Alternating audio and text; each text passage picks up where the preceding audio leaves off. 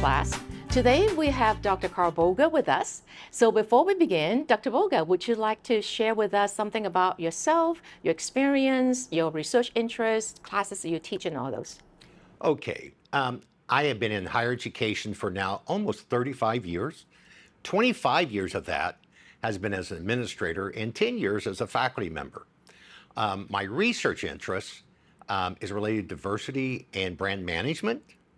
The courses I teach is related to service management, typically, and principles of management. Live in Houston now for over 20 years. So it's just a lot of great experience that you're bringing to the classroom, Dr. Boger. And that's exactly why Dr. Boger is here with us today, because the topic that we have today is on student assessment. How do we assess our student work? So I heard that you are a big proponent of projects instead of exams and all that. So can you maybe give us an example or walk us through a project? Okay. Well, the project that I do in my service management class is the whole class actually evaluate a brand by visiting it, by doing online evaluations of online reviews, and then at the end they will actually present it to the brand itself. One of my favorite examples is the one that we did about 3 or 4 years ago with the Houston airport system. We evaluated the entire airport system of Houston. And what we did, the airport worked with us where all the students got badges to go back in and out of the system so they can actually do the evaluation. And because of that, we made the front page cover of one of their publications, and the students got really great experience, and even one of the students actually got a job. Wow. So see, that's why we're looking at projects, because that's real life too. Yes. So in a project, I'm sure that you have different parts. So what are the components of your project? Well, the components are pretty simple. The first thing they do is they go online and they try to evaluate it, what they can find, everywhere from customer reviews to the brand website itself. After they do that, then they will go and visit the site for about 10 hours per student. Most groups is 5 students, which is about 50 hours of evaluation. After they got all the information, then what they do, they evaluate it based on something called the brand prism. And basically I want them to look at the brand as a living entity. And then the second thing they will do is evaluate the different consumer groups. And they use something called semantic square, which is really coming out of the languages. And what we're trying to do is separate the groups out as far as possible. So when you target them, you don't have overlaps. You're actually doing separate groups. After they do all that, based on all the information they found, then they do a gap analysis. And what we're trying to do is what were their brand promises and what were the brand failures. And when they do that, they have to look at 2 things. Was it designed incorrectly, or was there a surface failure? And then the students are required to make recommendations specifically to solve those issues. And then the final thing, which the student enjoy the most, is they present it to the brand itself, to their representatives. Okay. So it sounds like your project is really not textbook. It's really very life-oriented, real life-oriented. You have a real client and so on. Yes. Right. So what are the deliverables? How do you have students present? Well, we do something uniquely different than probably any other experience they've had while they've been in college. One of the challenges that we face with this project, this is a real-life consulting project with an industry partner. And what that does is that increases the expectations on the students. And the stake too, right? They're really more into it They're versus more just into studying That's right. for an exam. And we cannot have failures because that's a reputation of the students, of the class, of the college. So what we have done to make sure that at the end of the day, it's a very good project, I have the student present it 5 times. The first time they present the front half of their presentation. The second time they do the back half. And after they fix those 2 things, then we make it a YouTube video for them. And then we evaluate the YouTube videos and they do it again. And then finally, they will actually present it to the company. Why do we do this?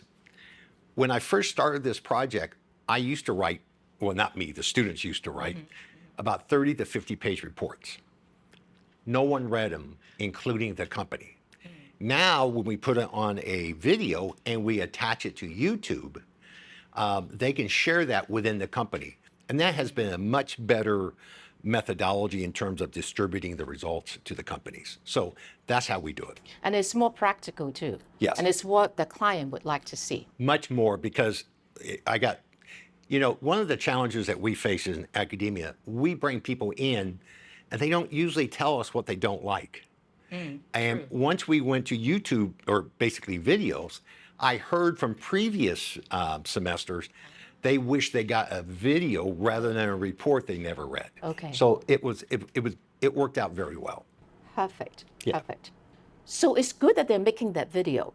But if I'm just taking the class right now, how do I benchmark what I'm doing versus what your expectations or perhaps what the previous classes have done? That's a really good question, and here's why. When I first started teaching this class, I wouldn't show them previous projects, so we never improved the overall presentation because we always hit the same level. So what I do now is, at the end of every semester, I take the very best projects and I upload it on my YouTube. And then everyone can go to my YouTube and look at previous projects. And then the second thing I tell the students every semester, if you do exactly what they did last semester, I will give you a B. So if you want A work, you have to go beyond what previous semesters have So done. you're giving them that incentive. The to do better. incentive to do better. And if you would like to look at it, just look up my name, Carl, C-A-R-L, Boger, B-O-G-E-R on YouTube, and it will all pop up for you. So I do encourage you to take a look if you want to see it more. Well, thank you for sharing that. Yeah. So Dr. Boger, it is easy to grade, but it doesn't seem like it's that easy because you have a video. So how do you do the grading? Or is it like a little part of the first part or the first video, or how do you do your grading?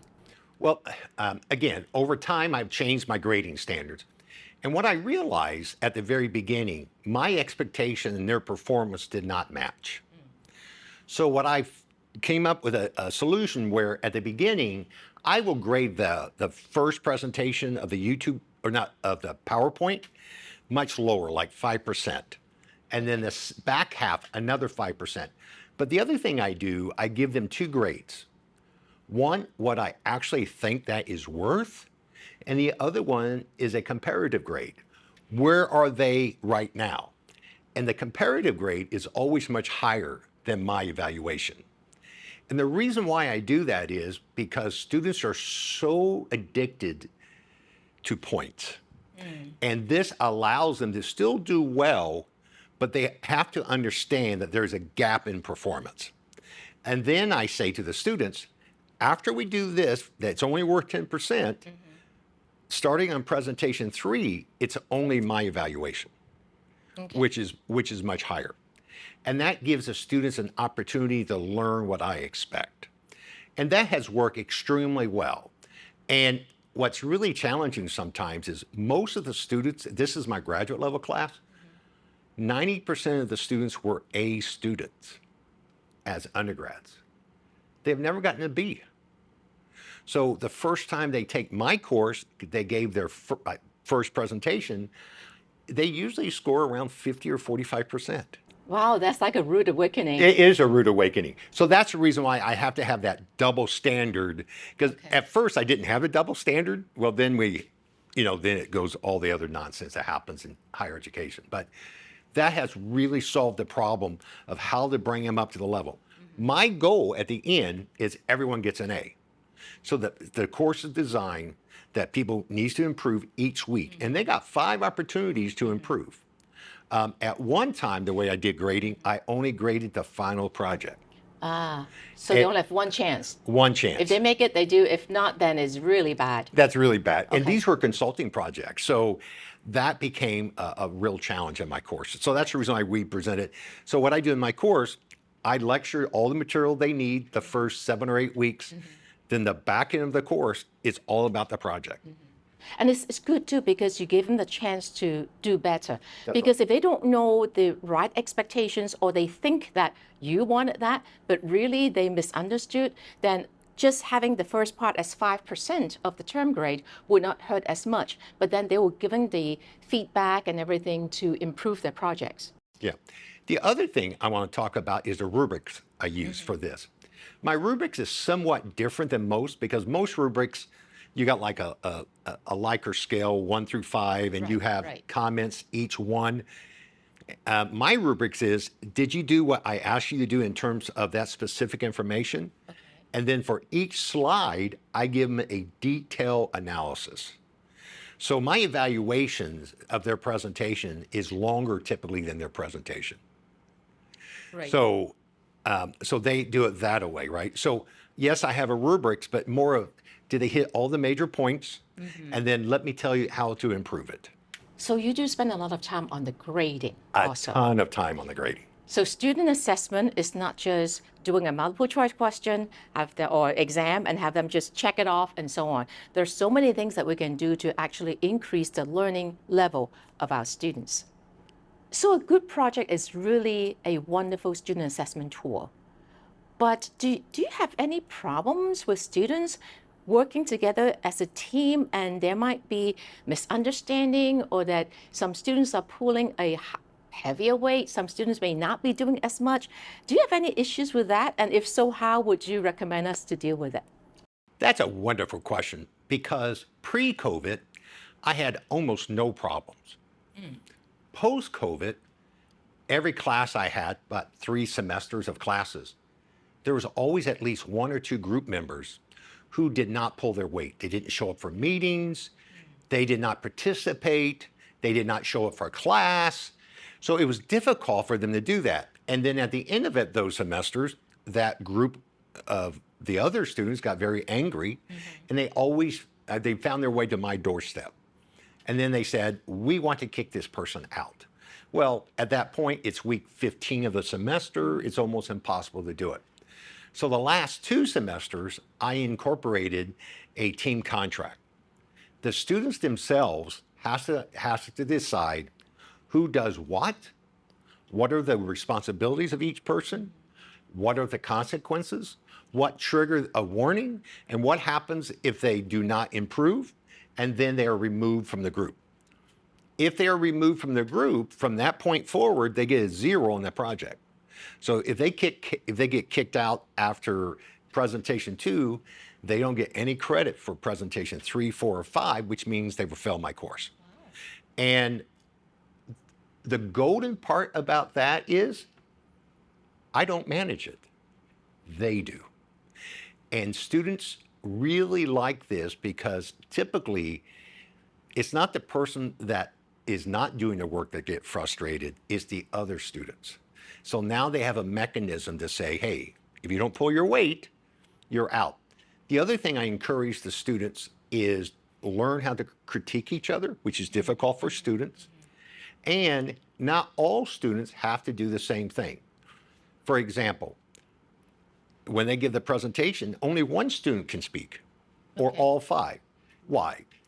Well, you're going to be judged on your presentational skills as a group. So it doesn't have to be fair, equitable among the 5, but you have to work as a team and then say, you are a great technologist, you do the video. You 2 are great presenters, you present. Okay. You really write a wonderful script. You write the script. So, and you might be a good analysis person. So you do the analysis. And what that has done is we do this up front and not at the end. The other thing that the students can do at any point is rewrite the contract. Oh, okay. Because what they might realize is like, whoa, we need to change this a little bit. And as long as the group agrees, they resubmit a new contract to me. And the last 2 semesters, I have not had a single problem with a group. So all the drama, and it is drama if you've ever been through it, is gone. So I know that Dr. Boger has kindly shared his team contract with us, so I will obviously have it for you in our class as well. But what I'm hearing that is you're not only teaching them the subject material, you're also giving them a chance to manage. And you guys are going to be managers and owners and all that. That is an important skill, especially dealing with employees that might have conflicts and so on. So you're actually giving them a chance to sharpen the skill. Absolutely. Great. Well, it's a lot of information, but it's very good information. And I would really love for you all to consider having a group project when you're dealing with working with students in your classes. So until then, thank you, Dr. Boger. Thank you. And we'll see you soon.